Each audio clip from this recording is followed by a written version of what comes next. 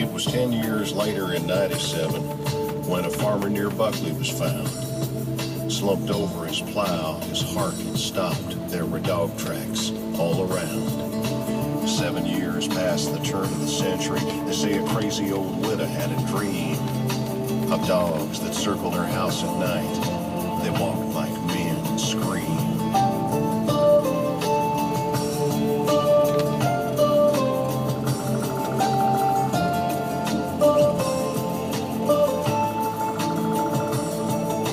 In 1917, a sheriff who was out a-walking found a driverless wagon and tracks in the dust like wolves had been a-stalking.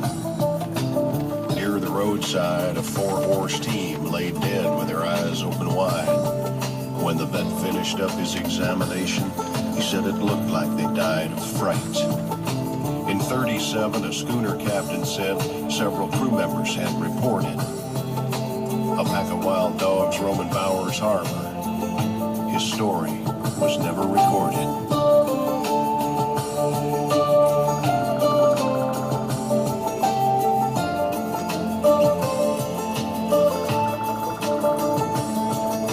In 57, a man of the cloth found claw marks on an old church door.